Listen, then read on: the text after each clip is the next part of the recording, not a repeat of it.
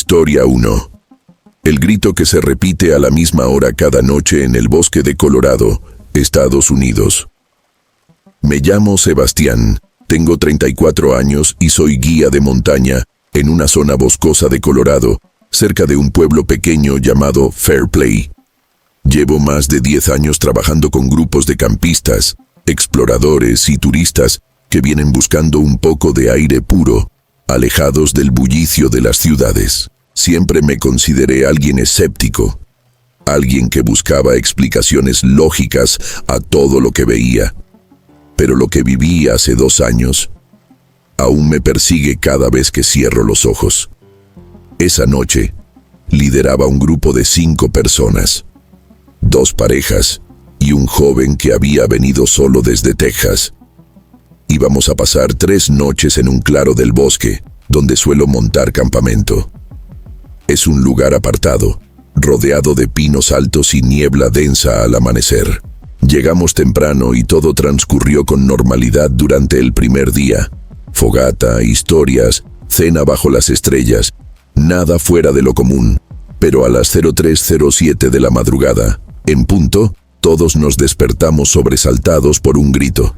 No era un animal, no era un coyote, ni un lobo, ni un oso. Era humano. Un grito largo, desgarrador, como si alguien estuviera siendo arrastrado o torturado. Provenía de una zona más baja del bosque, cerca de un pequeño riachuelo. Nos quedamos paralizados escuchando. Y luego el silencio. Total. Nadie quiso salir de las tiendas esa noche. Por la mañana comentamos lo sucedido, pero todos lo tomaron como una mala coincidencia. Quizá algún excursionista perdido, alguien herido, o incluso una broma pesada. El segundo día fue tranquilo, aunque todos parecíamos más atentos, con los sentidos agudizados. La noche cayó, y a las 03:07 exactas, el grito volvió. Esta vez más fuerte, más largo, más cerca.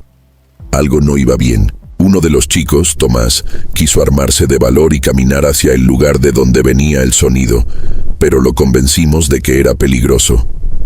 Estábamos a muchas millas del pueblo, sin señal, y adentrarse de noche era una locura. El joven de Texas no durmió más esa noche. Dijo que sentía que algo lo observaba desde los árboles. Al tercer día, decidimos recoger todo y acortar el viaje. Algo no estaba bien allí, pero antes de marcharnos, por curiosidad, marqué el lugar exacto en el GPS y tomé algunas fotos del entorno. Al regresar al pueblo, revisé el historial del lugar. Busqué en archivos viejos, periódicos locales, incluso hablé con algunos ancianos del pueblo. Fue entonces cuando me enteré de la historia de los gritos del Río Negro, como lo llamaban los más viejos. Según ellos, hace muchos años, un grupo de mineros murió atrapado en una caverna que colapsó cerca de ese mismo río. Se dice que uno de ellos logró salir, pero no aceptó haber abandonado a sus compañeros, y que cada noche, a la misma hora, volvía para gritar por ayuda. Otros creen que fue asesinado y que su espíritu jamás descansó. Sea cual sea la verdad, lo que vivimos allí no puede explicarse de forma racional. No era solo un grito, había algo en ese sonido que helaba la sangre. Era como si gritara dentro de nuestras cabezas, como si te obligara a recordar algo que nunca habías vivido. Desde ese día, dejé de llevar grupos a esa zona. Pero no pasó mucho tiempo antes de que otro guía local, llamado Mateo, me llamara para contarme que él también lo había escuchado. Y que no solo había oído el grito, sino que había visto una silueta parada junto al río, inmóvil, con la cabeza inclinada hacia el cielo, como esperando que alguien viniera por ella. Lo más perturbador es que eso fue exactamente a las 03:07. Mateo no volvió a trabajar después de eso. Vendió su equipo y se mudó a otro estado. A veces pienso en volver allí solo, tratar de grabar el sonido, documentarlo, encontrar una explicación. Pero cada vez que me acerco al mapa y veo el punto que marqué, algo dentro de mí me lo impide. como si supiera que una tercera vez sería diferente. Algunas noches, cuando estoy solo en casa, me despierto sin razón aparente. Y siempre reviso el reloj.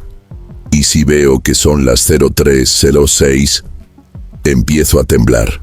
Porque una vez, justo a las 03:07, escuché ese mismo grito.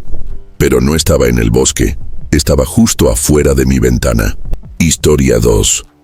La sombra que subía al campanario durante los funerales en Granada, España.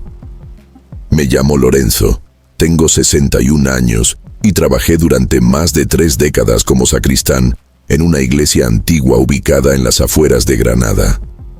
No diré el nombre exacto del lugar, por respeto a las familias que aún celebran misas allí, pero te aseguro que todo lo que voy a contar sucedió tal como lo viví. Esta iglesia fue construida en el siglo XVIII, sobre los restos de un pequeño convento que había sido abandonado tras un incendio. Desde que era joven, escuchaba a los ancianos del pueblo hablar de cosas raras que pasaban allí, sobre todo en los funerales. Pero yo nunca les presté demasiada atención. Uno cree que son cuentos de gente mayor para asustar a los niños, hasta que uno lo ve con sus propios ojos. Todo empezó con un funeral en invierno. Un hombre de 82 años había fallecido, y como era muy querido en el pueblo, muchas personas asistieron a la ceremonia. El ambiente estaba cargado de tristeza, pero también de una calma que solo se siente cuando se despide a alguien que tuvo una vida larga. Yo estaba en la parte lateral del altar, ayudando al párroco con los detalles de la misa. Fue entonces cuando la vi por primera vez, una figura oscura, alta, sin rostro visible, subiendo lentamente por la escalera del campanario. Nadie más pareció notarla. La escalera estaba cerrada con llave, y yo tenía esa llave en el bolsillo. Al principio pensé que era una sombra proyectada por la luz del sol que entraba por los vitrales. Pero esa tarde, el cielo estaba completamente nublado. Sin decir nada, salí por la puerta lateral y subí hasta el campanario. Lo hice sin hacer ruido, sin avisar al padre, para no alarmar a los asistentes. Revisé cada rincón, pero allí no había nadie. Lo único que encontré fue un leve olor a cera derretida, aunque no había velas encendidas arriba. Bajé con el corazón acelerado, tratando de convencerme de que había sido una ilusión. Pero ese fue solo el comienzo. Pasaron las semanas, y cada vez que había un funeral en esa iglesia, sin excepción, la sombra aparecía.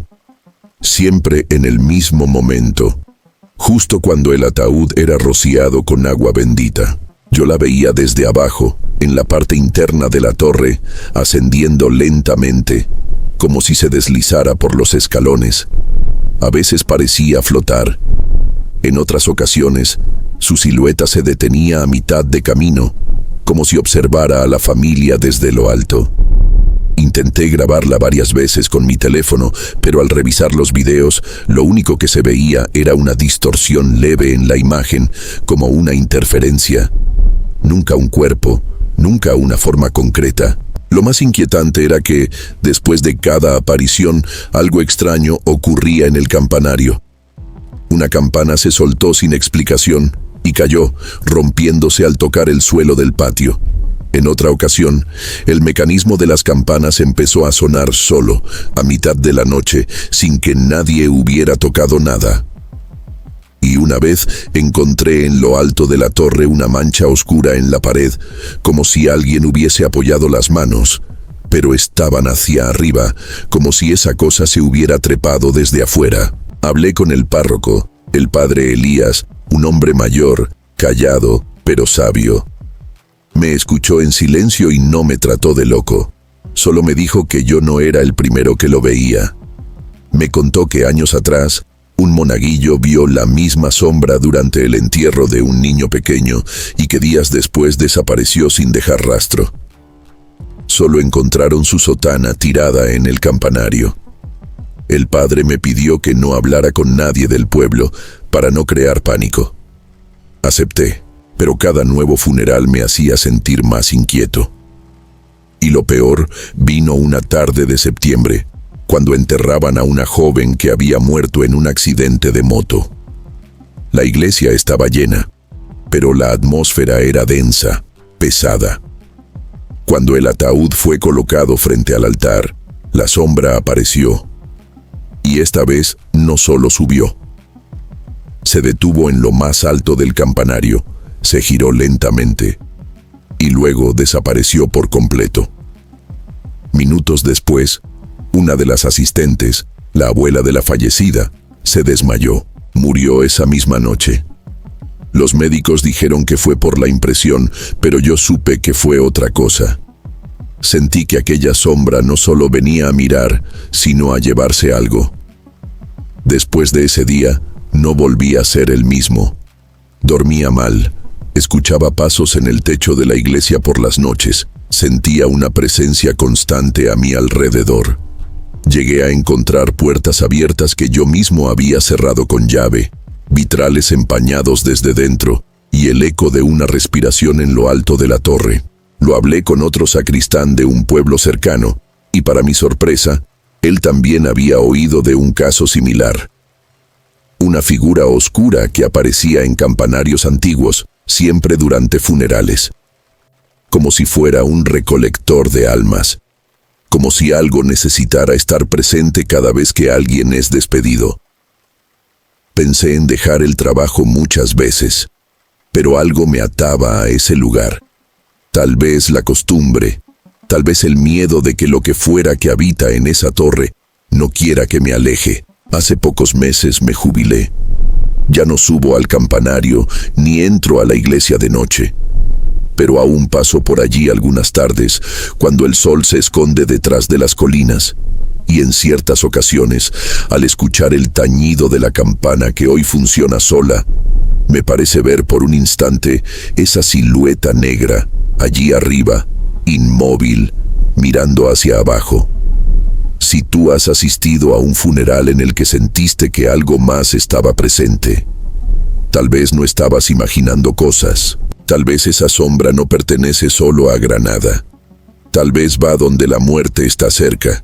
Y si alguna vez, durante una ceremonia, ves que algo sube al campanario, no lo mires, porque si te ve de vuelta, tal vez no te deje ir. Historia 3. El paciente que seguía en la cama, aunque estaba muerto en Monterrey, México. Me llamo Andrés. Tengo 39 años y trabajo como técnico de mantenimiento en un hospital viejo, ubicado en las afueras de Monterrey. No voy a decir el nombre, pero es conocido por estar funcionando desde los años 60, con muchas áreas que ya deberían haber sido demolidas. Yo estoy encargado del mantenimiento de los equipos, las luces, los ascensores y todo lo que tiene que ver con las instalaciones eléctricas. No trabajo directamente con pacientes, ni me involucro con el personal médico, pero paso mucho tiempo en los pasillos, en los techos falsos, en los cuartos técnicos, a veces solo, a veces de madrugada, y he visto cosas que nadie me podría explicar. Lo que viví hace poco más de un año no fue un mal sueño, ni estrés laboral, fue real, y todavía me cuesta hablar de eso sin mirar hacia los lados. Todo empezó en el tercer piso del edificio B, una de las zonas más antiguas del hospital. Ahí está la sala 312, un cuarto sencillo, con una sola cama, un televisor viejo colgado en la pared y una ventana pequeña que da al estacionamiento trasero. Ese cuarto siempre me pareció extraño, porque cada vez que pasaba por el pasillo, las luces parpadeaban justo frente a esa puerta. Siempre. Pensé que era un fallo eléctrico, algo con el balastro o el cableado, pero revisé todo varias veces y no encontré nada mal. Lo reporté varias veces, pero como no era algo grave, nadie le prestó atención. Hasta que una noche me llamaron para revisar una falla en el sistema de llamadas de emergencia. El botón de la sala 312 se había activado solo, aunque según los registros, ese cuarto estaba vacío desde hacía días. Subí con mi linterna y mi maletín de herramientas. Eran cerca de las 2 de la madrugada. Los pasillos estaban en silencio, solo se escuchaba el zumbido bajo de los fluorescentes. Cuando llegué, la puerta de la sala 312 estaba entreabierta. Eso no es normal. Cuando una habitación queda vacía, el personal de limpieza la cierra con llave. Empujé lentamente la puerta y lo primero que vi fue la cama. Alguien estaba acostado. Pensé que habían trasladado a un paciente sin actualizar el sistema, así que me acerqué tratando de no asustarlo. Pero al mirar bien, esa persona no respiraba.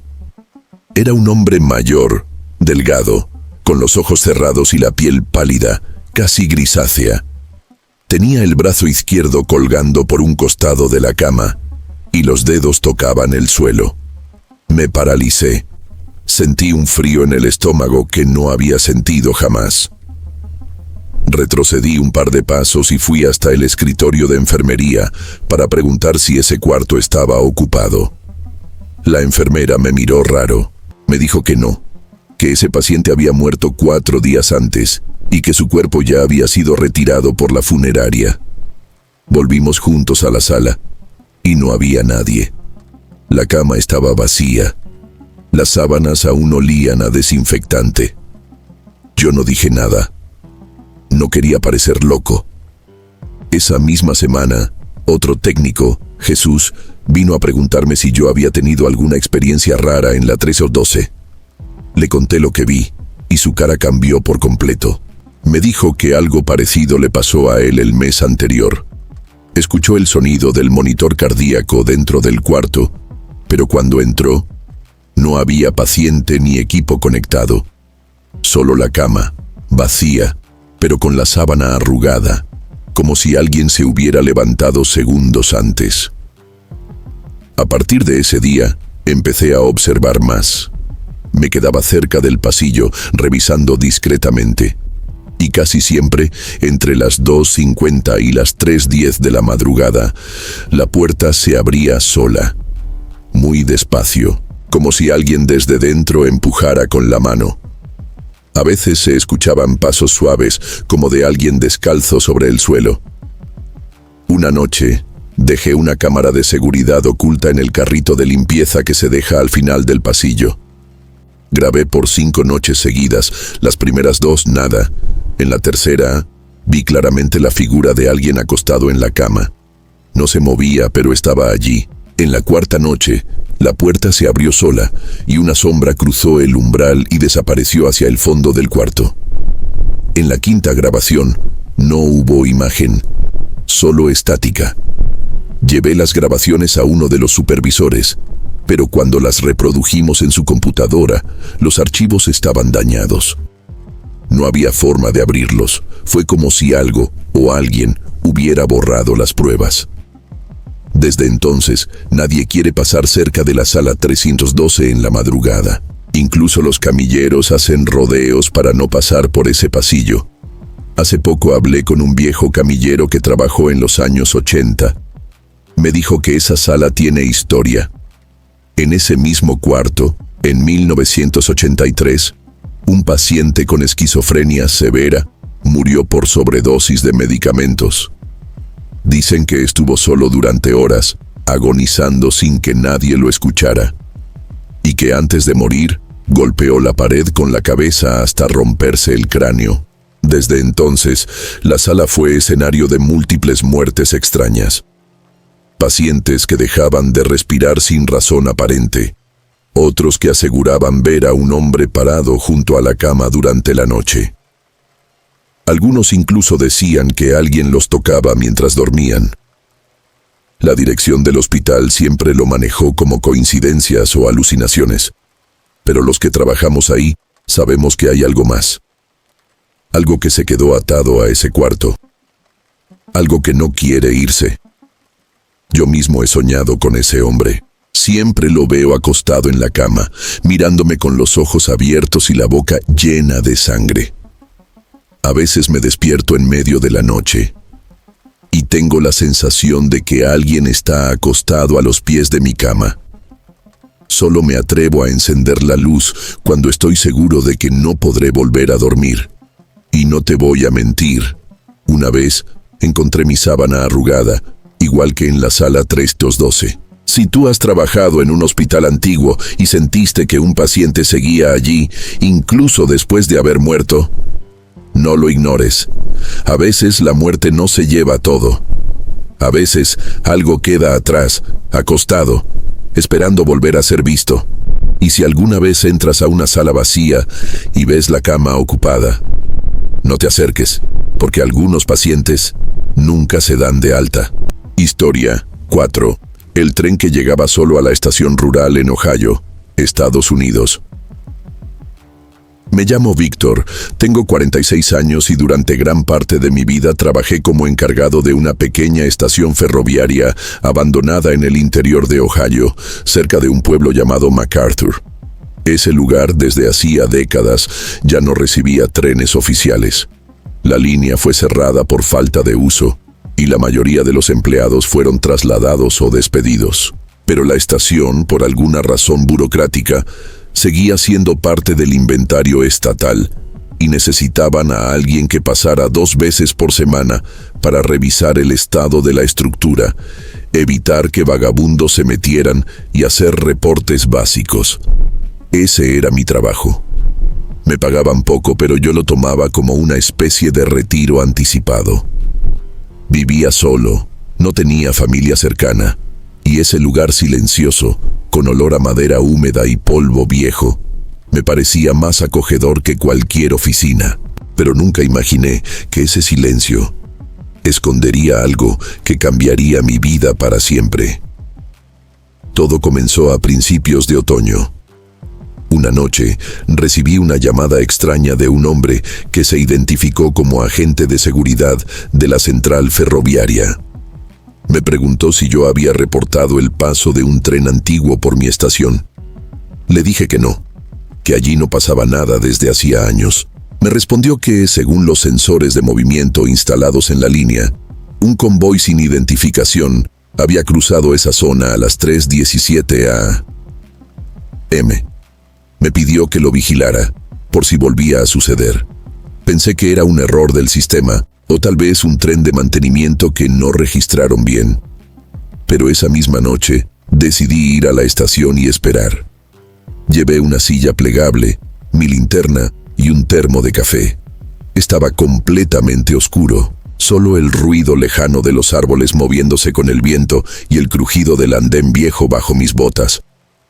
A las 3:16 a.m., el aire cambió. No sé cómo explicarlo. Era como si todo se hubiera detenido. Ni un grillo, ni una hoja moviéndose. Un silencio denso, pesado, que te oprime el pecho. Y entonces, lo escuché.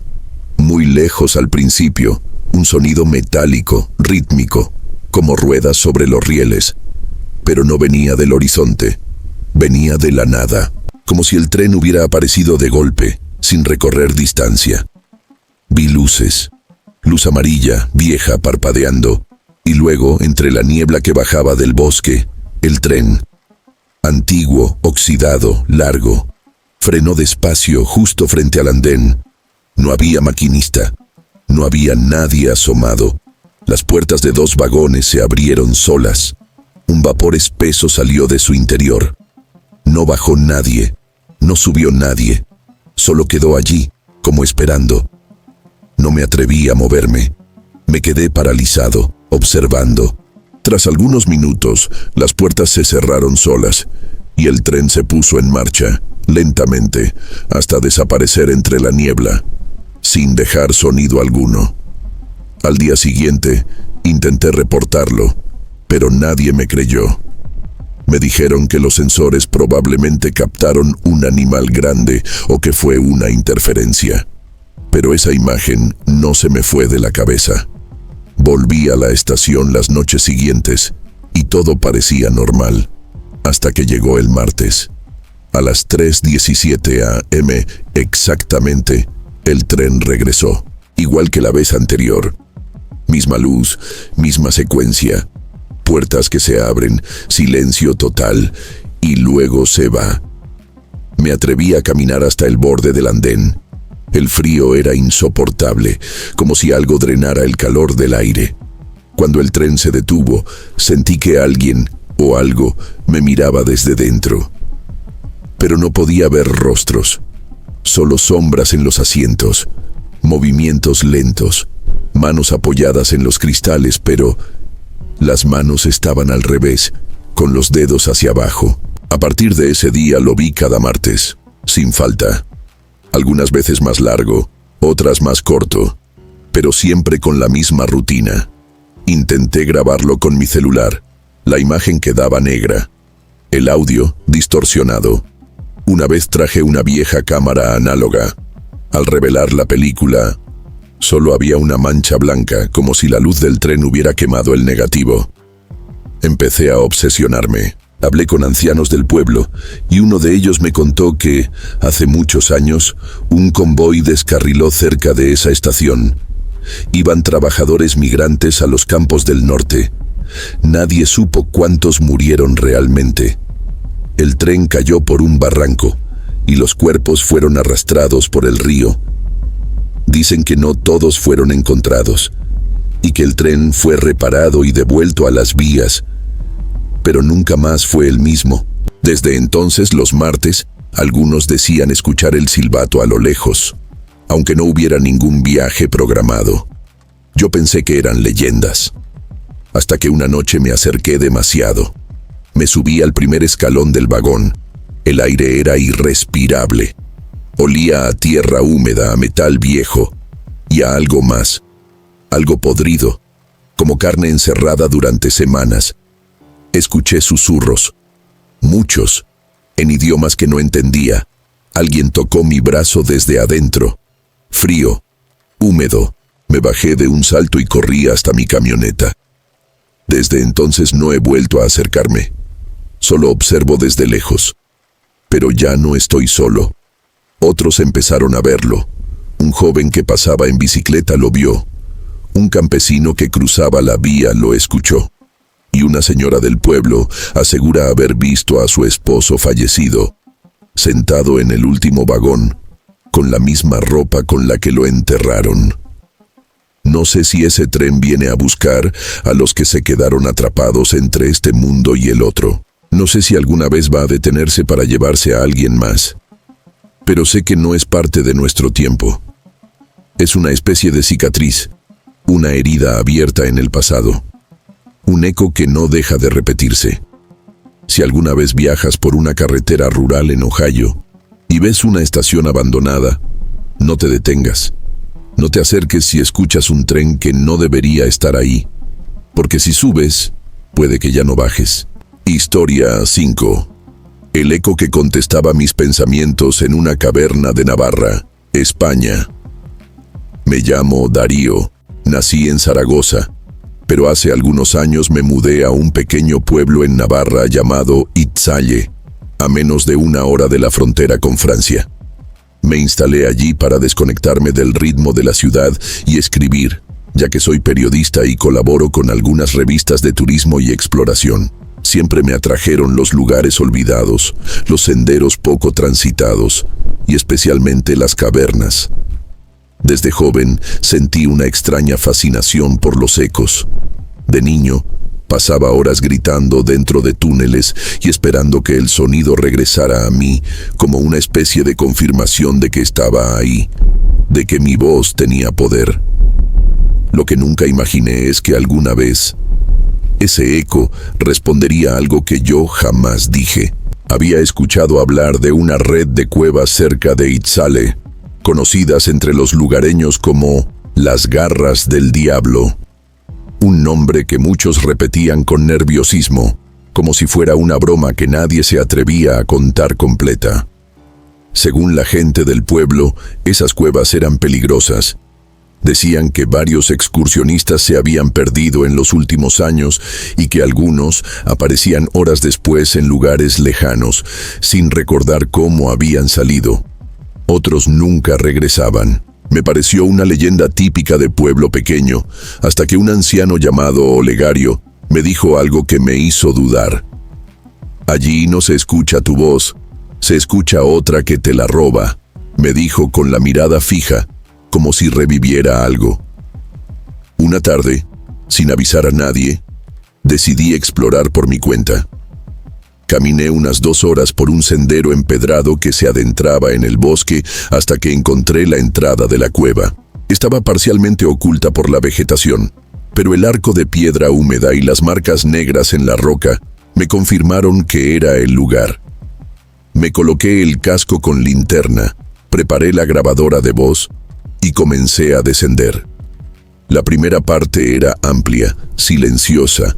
Solo se escuchaban las gotas de agua filtrándose desde arriba. Pero a medida que avanzaba, el pasillo se estrechaba.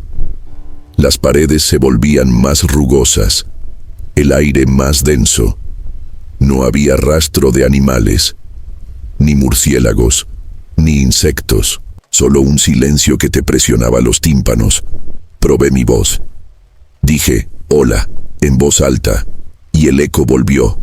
Pero algo no estaba bien. El tono era el mismo, pero había un retardo extraño, como si alguien decidiera cuándo repetirlo. Volví a hablar. Esta vez dije, ¿hay alguien ahí? El eco no respondió. El silencio se prolongó por al menos 10 segundos.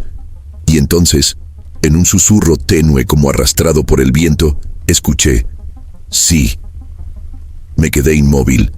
Revisé la grabadora. Nada. Probé de nuevo. ¿Quién eres? Y esta vez, el eco dijo, tú. Un frío me recorrió el cuerpo. Era imposible. Era mi voz, pero con una entonación diferente, más grave, como si viniera de una versión más vieja y cansada de mí. Sentí una presión en el pecho, como si el aire se volviera más espeso. Pensé en regresar, pero una parte de mí necesitaba entender. Caminé unos metros más y encontré una sala más amplia, casi circular, con una columna de roca al centro. Allí decidí quedarme en silencio, solo observando. Fue entonces cuando sucedió algo que aún me cuesta aceptar. Empecé a escuchar pensamientos, pero no los míos. Eran frases sueltas, como recuerdos de otra persona. Una mujer llorando, una niña pidiendo ayuda, un hombre gritando mi nombre. Me cubrí los oídos. No servía. No era un sonido externo, estaban dentro de mí. Grité, ¡basta! Y la cueva repitió, ¡basta! Pero esa voz no era mía. Era femenina, angustiada. Empecé a temblar. Saqué la linterna y enfoqué las paredes. Estaban cubiertas de marcas, arañazos, dibujos primitivos, símbolos que no reconocí. Uno de ellos era una espiral invertida, repetida docenas de veces. Sentí que algo me observaba, no desde el fondo, sino desde dentro de la roca. Decidí salir. Me tomó casi el doble de tiempo regresar, y cuando salí, el sol se estaba poniendo, pero mi reloj marcaba las 10:12 de la mañana. Había entrado a las 14:30 del día anterior. No recuerdo haber dormido, no recuerdo haberme detenido. Solo recuerdo la voz. Después de esa experiencia, dejé de dormir bien. Todas las noches, al cerrar los ojos, escuchaba ese eco responderme cosas que no preguntaba. Una noche, soñé que caminaba dentro de la cueva, pero sin linterna, y sentía manos tocándome el rostro. En otra, desperté con las manos llenas de tierra, como si hubiera estado escarbando. Intenté volver, pero la entrada ya no estaba. Caminé todo el sendero 3 veces, con mapas, coordenadas. Nada. Como si el bosque la hubiera tragado. Volví a buscar a Olegario, el anciano. Cuando le conté lo que había vivido, solo me dijo, ya no eres tú. Desde que escuchaste la cueva, ella también te escucha a ti. Hoy vivo en otro lugar.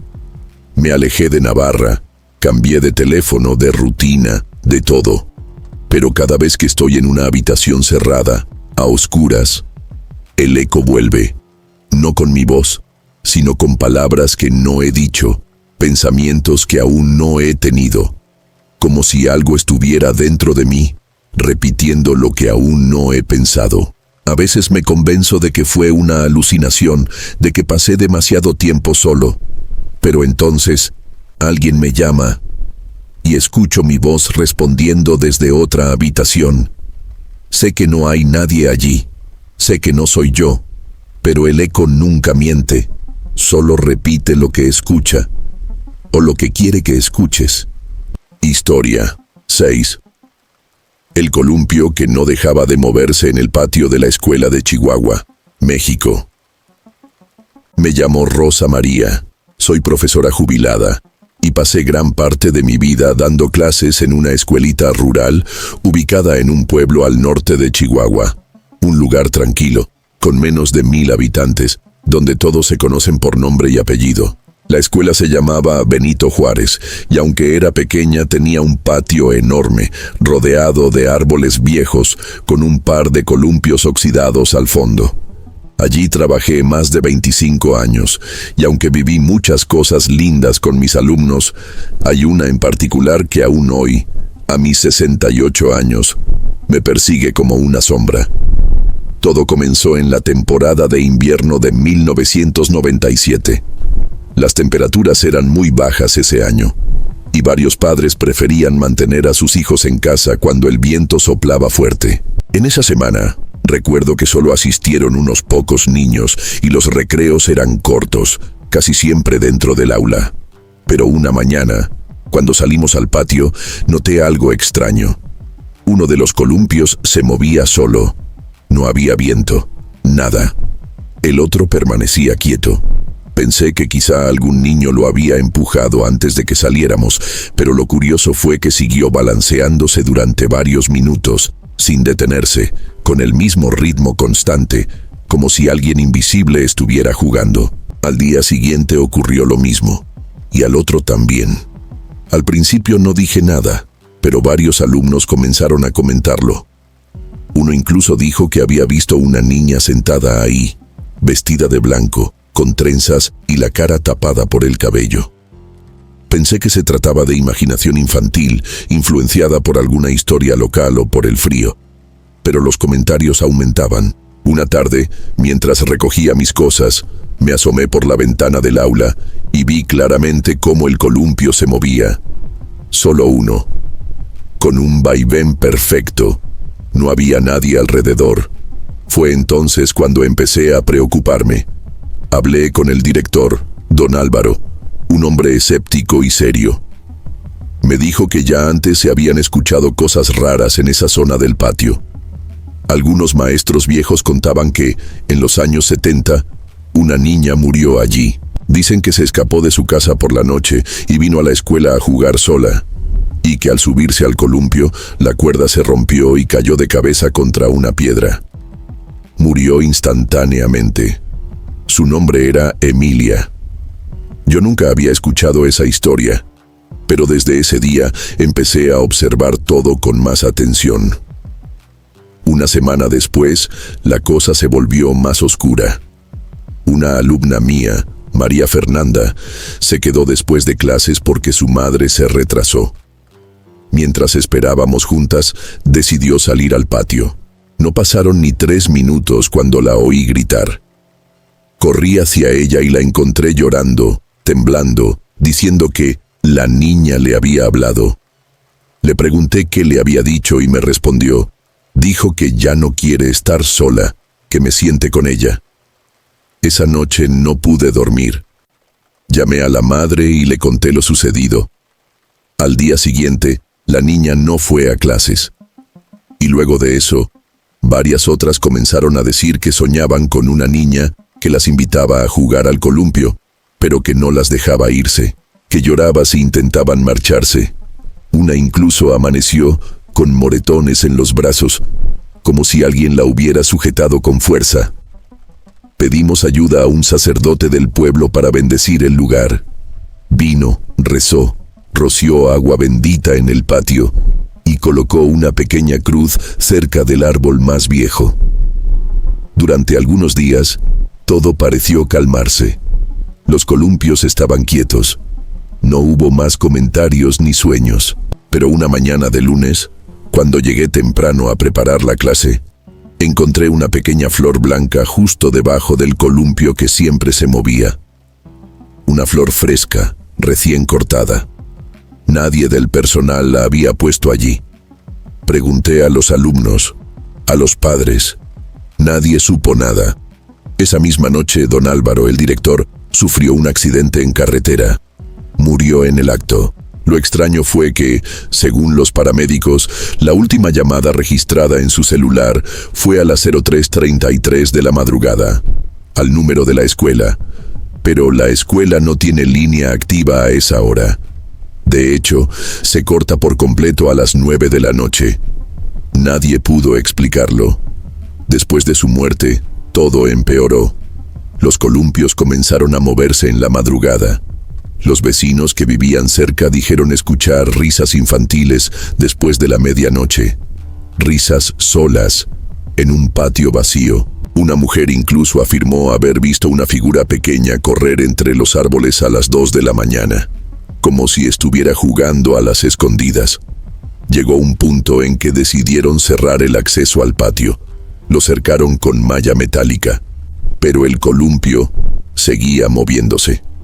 Una noche, el velador abandonó su puesto. Dijo que vio cómo la silueta de una niña se columpiaba, mirando hacia el aula, y que cuando él intentó acercarse, ella desapareció, y el columpio se quedó quieto de golpe, como si alguien lo hubiese detenido con las manos. Años después, la escuela fue remodelada. Cambiaron muchas cosas, renovaron el mobiliario, pintaron las paredes, pero nunca se atrevieron a quitar los columpios. Es como si algo obligara a mantenerlos allí. Yo me jubilé poco después. Me mudé a casa de mi hija en Ciudad Juárez, pero cada tanto recibo noticias del pueblo.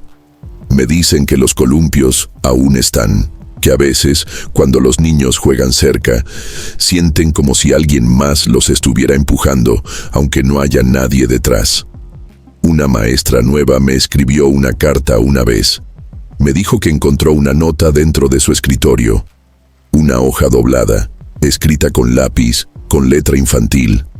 Decía, ¿quieres jugar conmigo? Desde entonces, decidí no volver. Pero a veces, en mis sueños, escucho el sonido del columpio crujiendo. Vaivén tras vaivén. Y una voz suave que me susurra. Todavía me estás mirando, ¿verdad? Y sí, es cierto. No puedo dejar de pensar en ella.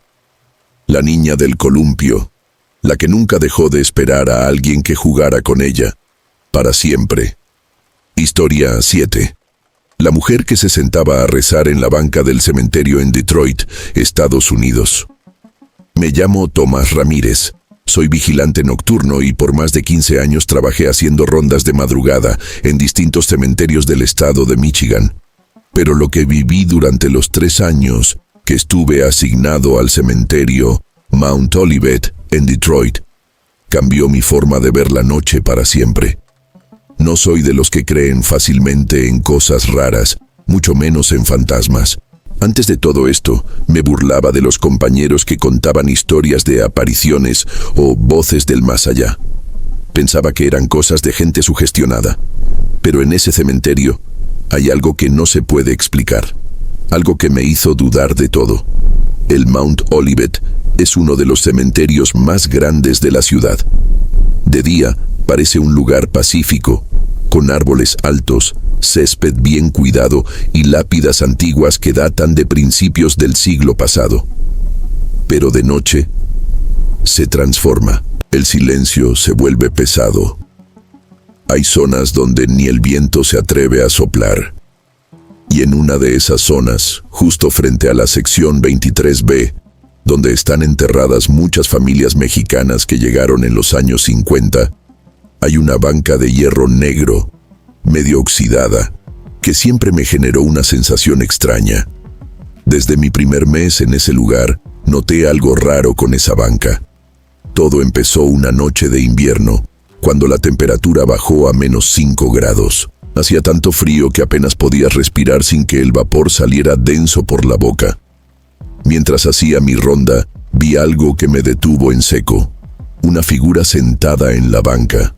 Una mujer. Llevaba un abrigo largo y un velo oscuro que le cubría la cabeza. Parecía estar rezando. Pensé que era una visitante que había entrado sin permiso, pero al acercarme, noté que no se movía. Ni siquiera respiraba. Me acerqué más, con la linterna apuntando directamente a ella, y en ese momento ya no estaba. No se fue corriendo, no se desvaneció. Simplemente ya no estaba ahí. La banca quedó vacía. Miré a los lados, no había huellas, nada. Solo ese silencio helado, como si el aire se hubiera congelado a mi alrededor. No dije nada. Lo atribuí al cansancio, al frío. Pero al pasar los días, la presencia se volvió constante. Siempre a la misma hora, 3:12 de la madrugada. A veces la veía a lo lejos de espaldas. Otras veces, solo sentía su presencia. Un perfume antiguo, como de flores marchitas, flotaba en el aire cerca de la banca. Comencé a investigar un poco por mi cuenta. Pregunté discretamente a los enterradores más viejos, a algunos cuidadores, y todos tenían algo que contar. Algunos decían haberla visto llorando. Otros, que cuando pasaban cerca de la banca, sentían que alguien los observaba. Uno incluso juró que la escuchó rezar el rosario en voz baja. Aunque no había nadie, un viejo jardinero, don Ernesto, fue quien me contó la historia más completa. Dijo que, décadas atrás, una mujer llamada Guadalupe Álvarez solía visitar esa tumba todos los días. Perdió a su esposo e hijo en un accidente automovilístico y, según cuentan, pasaba horas enteras rezando en esa banca, justo frente a sus lápidas. Dicen que murió de tristeza poco tiempo después. Pero lo que nadie entiende es por qué sigue apareciendo, o por qué su presencia es tan pesada.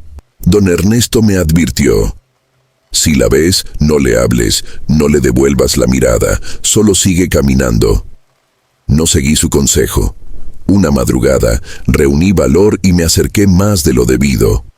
La vi sentada, de perfil, con las manos juntas sobre el regazo, murmurando algo.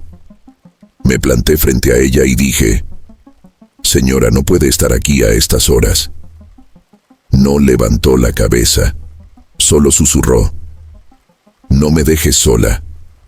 Su voz era débil, pero temblorosa, como si viniera de muy lejos. En ese momento, el foco de mi linterna comenzó a parpadear, y luego se apagó por completo. Todo quedó a oscuras. Escuché pasos lentos detrás de mí, pero no pude moverme. Algo me paralizó, una presión en el pecho, un frío intenso en la nuca. Y cuando por fin encendí de nuevo la linterna, ya no había nadie, ni la mujer, ni los pasos, solo yo, temblando como un niño. Después de eso, las cosas se salieron de control. Una noche, vi a través de las cámaras de seguridad cómo la banca se movía. No era el viento. Era como si alguien se sentara y se levantara una y otra vez. Revisé las grabaciones, pero cada vez que intentaba reproducirlas, la imagen se corrompía justo en ese tramo. La pantalla se llenaba de estática, como si algo impidiera que se viera. Otro guardia, que cubría mi turno cuando me enfermé, renunció al tercer día.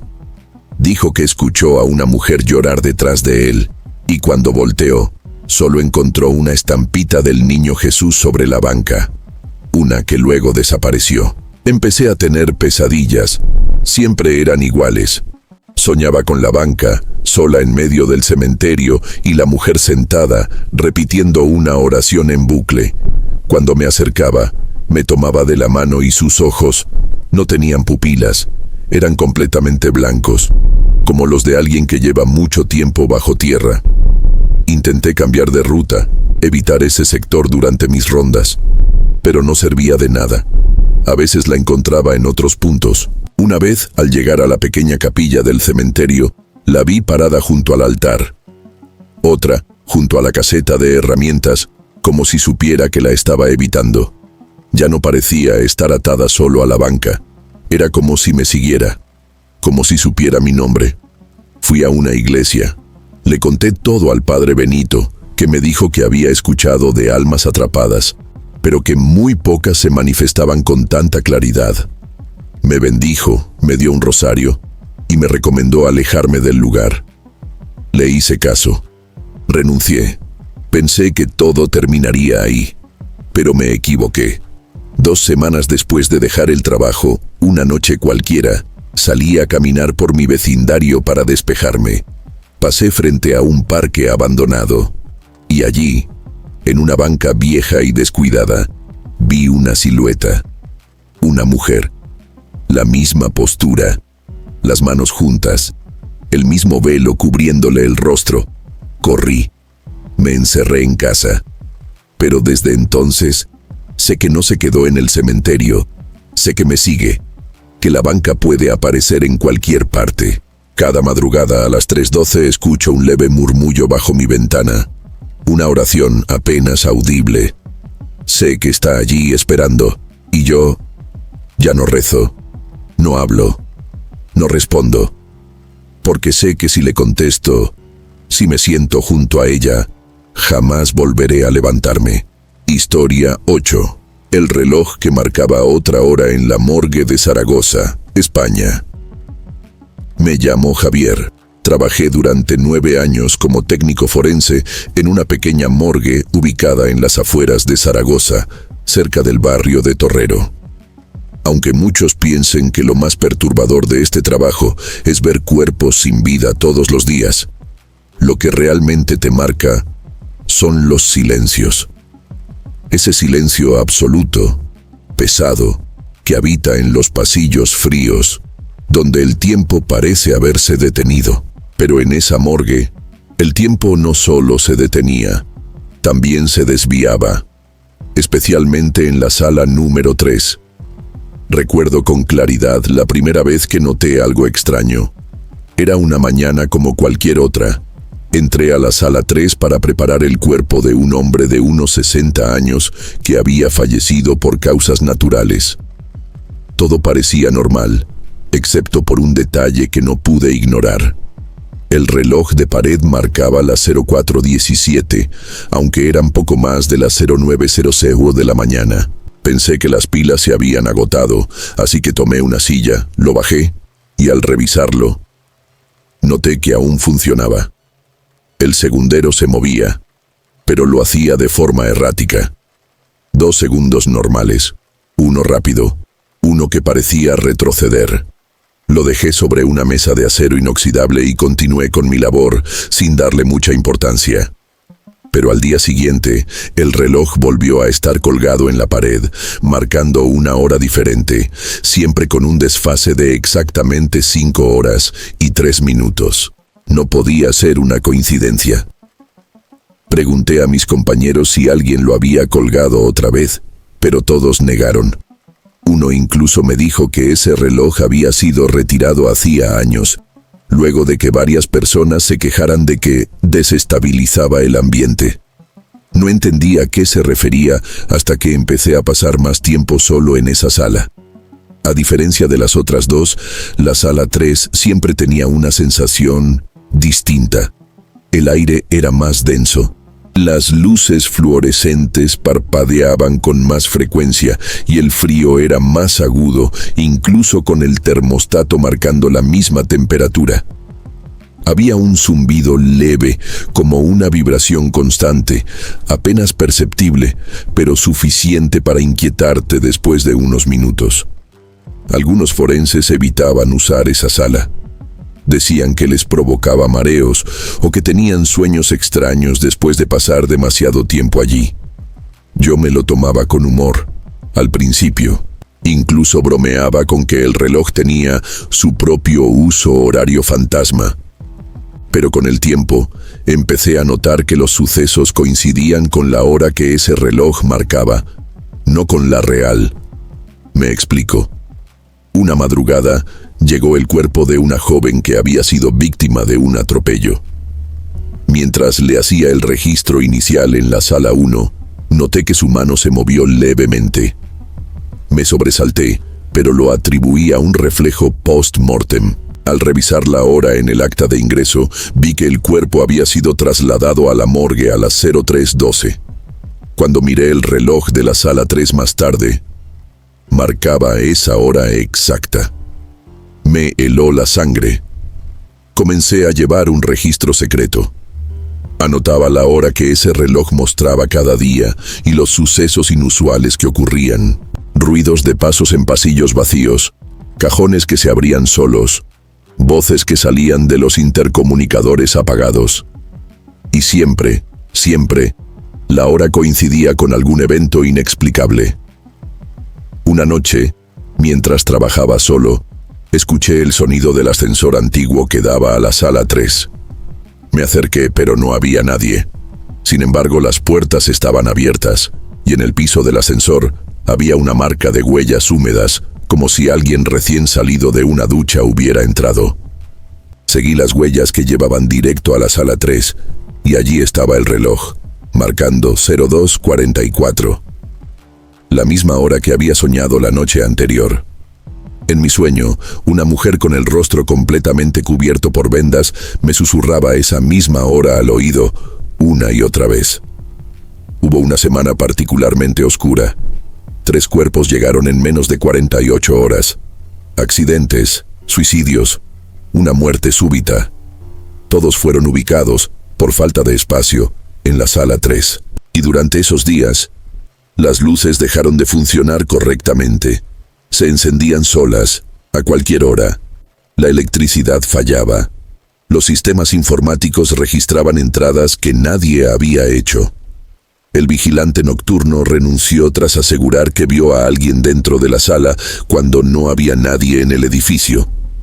Dijo que la figura se movía entre las camillas, tocando los pies de los cuerpos, como si los estuviera contando.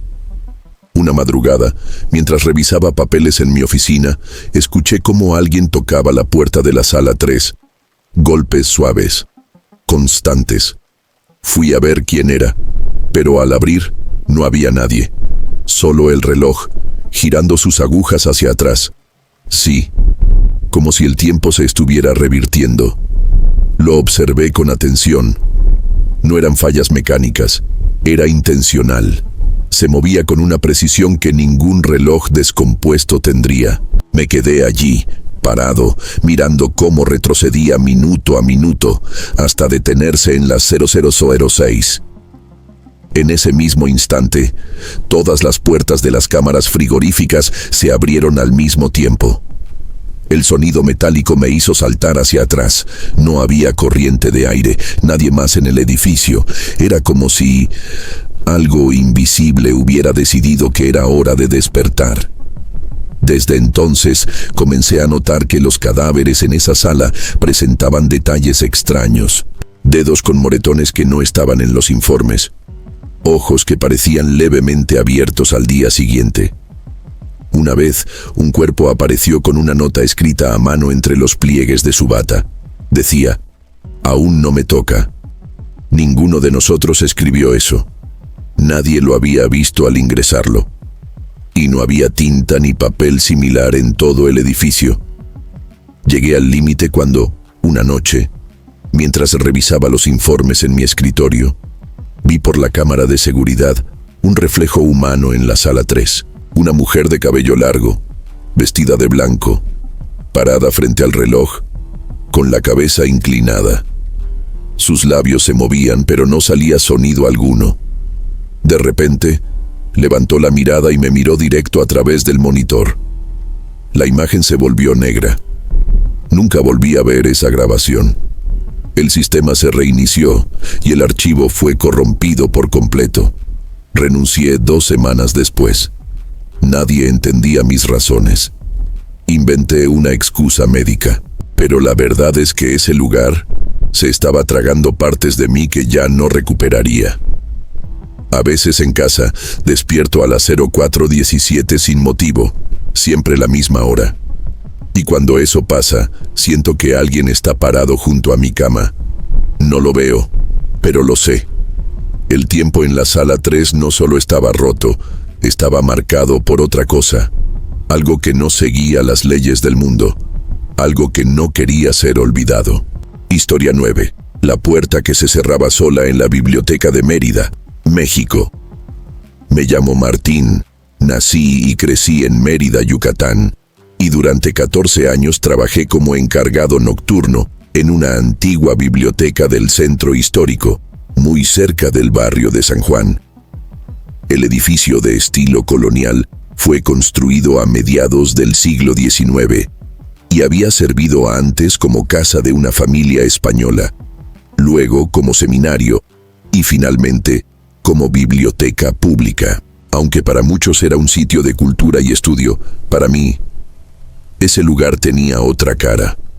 Una que se mostraba cuando las luces se apagaban y el silencio lo cubría todo. El hecho más extraño y aterrador era una puerta en particular, ubicada al fondo del pasillo norte, entre las estanterías más antiguas.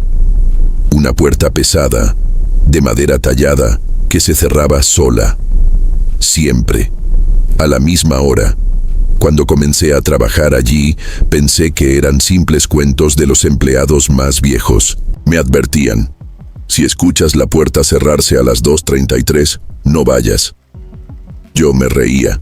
Pensaba que exageraban, que querían asustar al nuevo.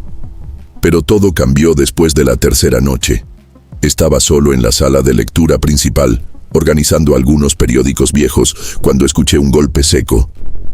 Era una puerta cerrándose con fuerza. Fui a revisar y efectivamente era la del pasillo norte. Pensé que algún visitante la había dejado mal cerrada, aunque ya no había nadie. La abrí con esfuerzo, revisé el cuarto. Solo había libros, polvo y humedad. Pero cuando me di vuelta para irme, la puerta se cerró detrás de mí, sin que nadie la tocara.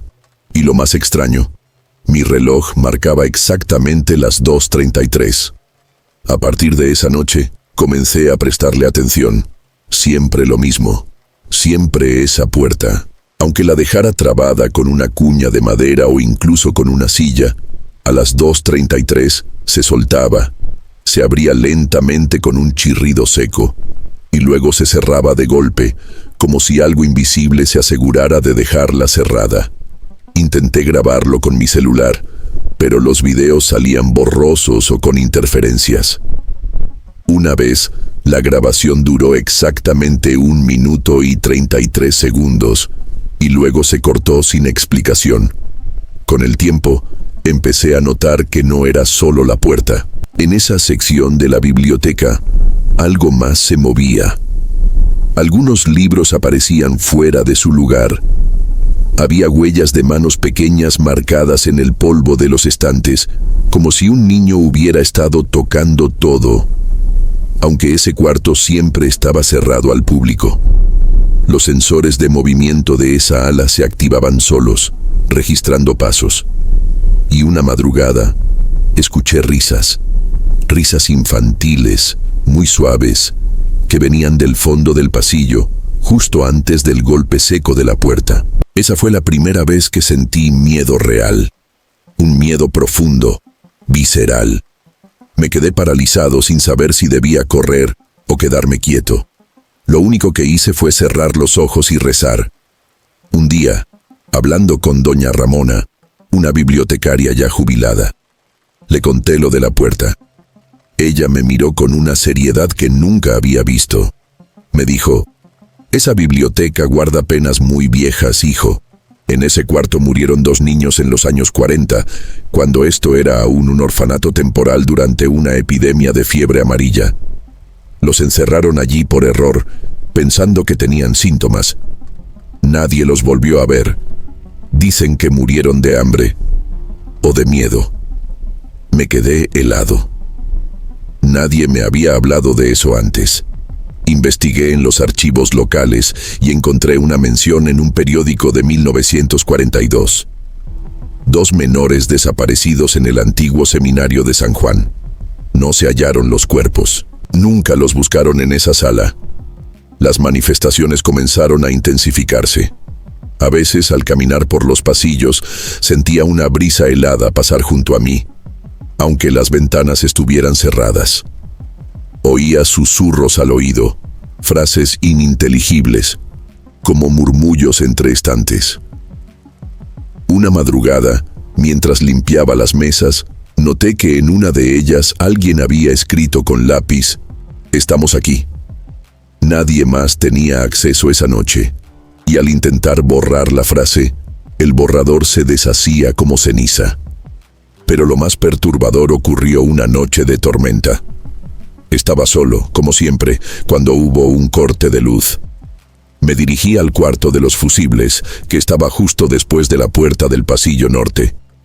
Al pasar frente a ella, sentí que algo me observaba desde la rendija inferior. Me agaché para mirar, y lo juro por todo lo que tengo.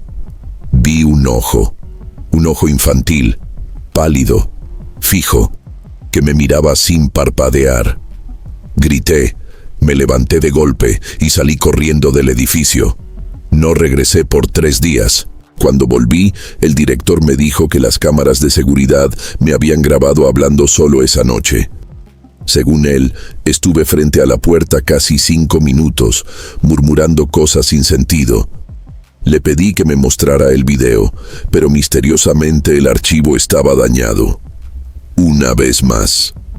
Desde entonces, mi rutina cambió. Ya no me acercaba a ese pasillo. Apagaba las luces desde el cuadro principal y evitaba pasar por allí. Pero la puerta seguía cerrándose, siempre a las 2:33.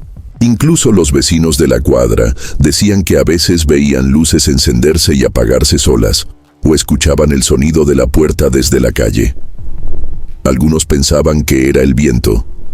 Otros decían que era un alma en pena que no encontraba reposo. El último incidente fue lo que me hizo renunciar. Una noche, después del cierre, encontré en mi casillero un dibujo hecho con crayón rojo.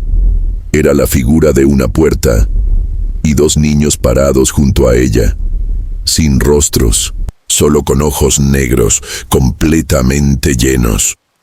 En la parte inferior alguien había escrito con letra infantil: "Gracias por no olvidarnos". Yo nunca había contado esa historia a nadie fuera del personal, y en casa no había niños. Hoy, ya lejos de esa biblioteca, aún despierto a veces a las 2:33 de la madrugada. Siempre con la sensación de que la puerta se está cerrando en alguna parte del mundo, y que tal vez aún están allí, esperando que alguien vuelva a entrar. Historia 10.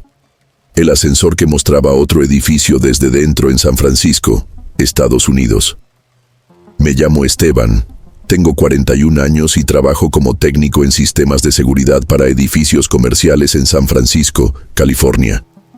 A lo largo de mi carrera, he instalado y supervisado cámaras, sensores y circuitos cerrados en hospitales, hoteles, oficinas y centros residenciales de todo tipo. Pero jamás, en todos estos años, me había enfrentado a algo que desafiara la lógica, como lo que ocurrió en el edificio Lancaster. Un complejo de oficinas ubicado en el distrito financiero, no lejos del embarcadero. Un lugar con fachada elegante, ventanales amplios y un vestíbulo de mármol que nunca te haría sospechar que ahí dentro se esconde algo podrido. Me contrataron para revisar las cámaras de seguridad y actualizar el sistema del ascensor principal, después de que varios inquilinos reportaran fallas extrañas. El ascensor a veces se detenía en pisos no solicitados, las luces internas parpadeaban y, en algunas ocasiones, las puertas se abrían hacia pasillos oscuros y vacíos que no coincidían con ningún nivel del edificio. Al principio pensé que era un problema eléctrico, tal vez un error en la programación o interferencias con el panel de control. Pero cuando vi los videos de las cámaras de seguridad, todo cambió. Había grabaciones donde se mostraba a personas entrando al ascensor, presionando un piso, y cuando las puertas se abrían, el pasillo que aparecía al otro lado no era el del edificio Lancaster. Era más antiguo, con paredes de concreto sin pintar, tuberías expuestas y lámparas colgantes que se mecían aunque no había viento. Algunas veces ese pasillo parecía un sótano industrial, otras veces parecía un hospital abandonado. Pero lo más perturbador era que la gente entraba a esos pasillos y ya no regresaba. Las grabaciones terminaban ahí. Las cámaras del ascensor seguían grabando por minutos después, pero el ascensor nunca volvía a cerrar sus puertas. Solo quedaba el eco de pasos alejándose. Uno de los casos más inquietantes fue el de una mujer que trabajaba en el piso 18. La última imagen que se tiene de ella es dentro del ascensor, con una carpeta en la mano. Sonríe, presiona el botón 18 y cuando las puertas se abren, se muestra un corredor con paredes de azulejos verdes y luces parpadeantes. La mujer titubea, parece confundida, y aún así decide dar un paso. Solo uno. Después, la imagen se distorsiona. La puerta no vuelve a cerrarse y la grabación se corta exactamente a los 2 minutos con 46 segundos. Nunca volvieron a verla. Intenté explicar todo con lógica. Pensaba que podía haber interferencia electromagnética o incluso una falla en el software del sistema. Pero nada de eso explicaba lo que vi cuando entré personalmente a ese ascensor. Lo hice una madrugada, cuando ya no había nadie en el edificio. Fui al piso 1, activé el modo de servicio y seleccioné el piso 17. El ascensor comenzó a subir con normalidad, pero al pasar el piso 10, las luces internas parpadearon. Sentí un leve zumbido, como si algo vibrara dentro de las paredes.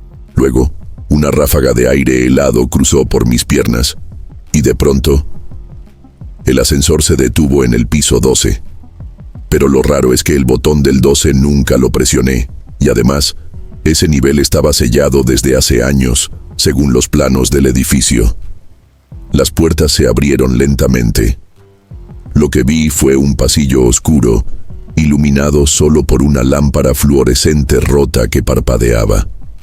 Las paredes eran de ladrillo viejo, con marcas de humedad, y un olor denso a moho y óxido lo llenaba todo. Pude jurar que ese lugar no era parte del Lancaster. No era ni siquiera moderno. Parecía de otra época. Di un paso fuera del ascensor, solo para mirar, y en cuanto mi pie tocó el suelo de ese lugar, sentí que algo me observaba. No había nadie, pero el aire era tan denso que me costaba respirar. Di media vuelta para regresar, pero en ese instante las puertas comenzaron a cerrarse lentamente, como si alguien o algo estuviera forzando su cierre desde otro lado. Me lancé dentro justo a tiempo. La puerta se cerró y el ascensor comenzó a subir, como si nada. Cuando llegué al piso 17, mis piernas temblaban. Esa noche no pude dormir. A la mañana siguiente volví al cuarto de seguridad para ver las grabaciones de esa madrugada. Lo que encontré me dejó helado. En la grabación de mi ascenso, las cámaras muestran el interior del ascensor vacío. Es decir, yo no aparecía en la imagen, tampoco las puertas abriéndose, solo un elevador detenido en el piso 12, sin nadie dentro, por casi 3 minutos.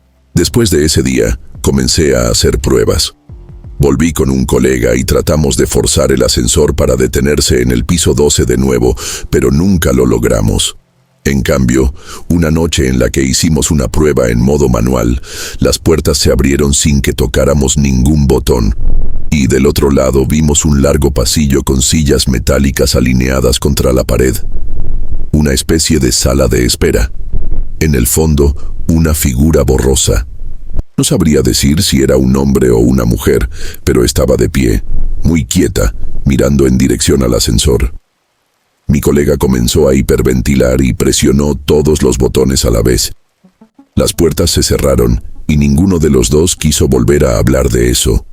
Informamos al administrador del edificio, pero nadie quiso investigar más a fondo. Solo me dijeron que ese tipo de cosas no pueden estar en los informes técnicos. Desde entonces, el ascensor sigue funcionando, pero nadie se atreve a usarlo solo después de las 10 de la noche. Algunas personas dicen que han visto reflejos que no corresponden en los espejos del interior. Otros han reportado escuchar voces débiles cuando están dentro, como si alguien hablara justo detrás del espejo. Hay quienes creen que el ascensor no está roto, sino que es una especie de umbral, un punto débil entre dos lugares, y que a veces, sin querer, uno puede quedar atrapado entre ellos. Yo no sé qué pensar. Solo sé que hay algo en ese edificio que no pertenece a este mundo. Y que cada vez que subo un ascensor, en cualquier parte, no puedo evitar contener la respiración. Por si acaso, las puertas no se abren donde deberían.